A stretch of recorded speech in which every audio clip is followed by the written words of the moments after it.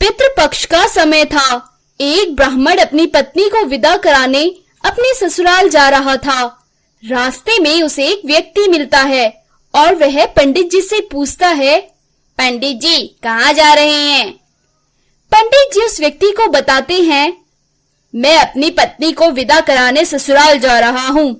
इस पर वह व्यक्ति बोलता है, अभी तो पितृपक्ष का महीना चल रहा है पंडित जी, इस महीने में कोई भी शुभ कार्य नहीं करना चाहिए।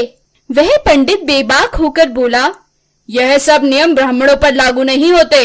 वह आदमी कर भी क्या सकता था, वह चुप रहा।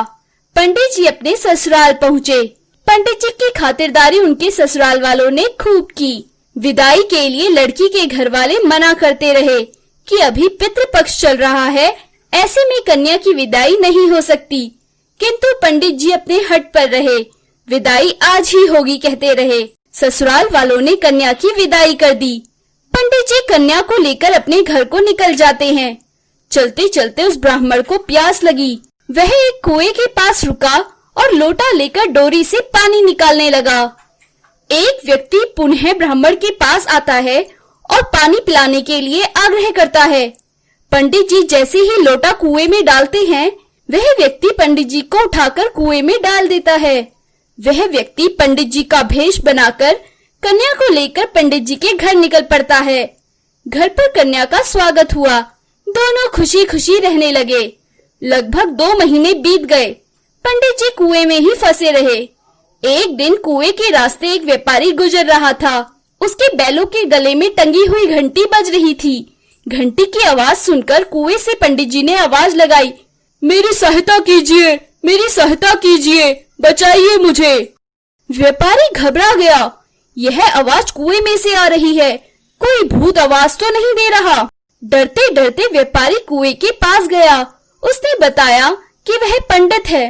पंडित जी ने उसको बताया कि वह एक पंडित है, किसी ने धोखे से उसे कुएं में डाल दिया है। व्यापारी की सहायता से पंडित जी बाहर निकलते हैं और वह अपने गांव के लिए रवाना होते हैं। पंडित जी अपने घर पहुंचते हैं। वहां अपने ही भेष में एक व्यक्ति को पाते हैं जो उनके पिताजी के साथ कार्य कर रहा था। सभी गांव वाले उस बहरूपिये को ही असली पंडित समझने लगे थे। इस पर पंडित जी ने अपना परिचय बताया और कहा, मैं आपका बेटा हूँ पिताजी, ये कोई बहरूपिया है। मगर पंडित जी के पिताजी कैसे मानते। 2 महीने से वह बहरूपिया उनके बेटे के रूप में उनके साथ रह रहा था और सभी लोग उसे ही पंडित जी समझ रहे थे। अब क्या था, दोनों पंडित में झगड़ा शुरू हुआ कि मैं असली हूँ तुम नकली, दूसरा कहे मैं असली और तुम नकली। इसका झगड़ा बढ़ता गया और राजा के समक्ष न्याय के लिए पहुंच गया। राजा ने कहा, ठीक है, मैं न्याय करूंगा। इसके लिए एक ऊंचा चबूतरा बनाया जाए और राज्य के सभी लोगों को आमंत्रण किया जाए। ऐसा ही हुआ। एक ऊंचा चबूतरा बनाया गया और राज्य के सभी निवासियों को इस न्याय को देखने के लिए बुलाया गया। राजा अपने तय समय के अनुसार वहां पहुंच गए। उन्होंने एक लोटा भी मंगवाया। राजा ने दोनों पंडित जी को वहां पुनः पूछा, असली कौन है और नकली कौन है? किंतु दोनों अपने आप को असली साबित करते रहे।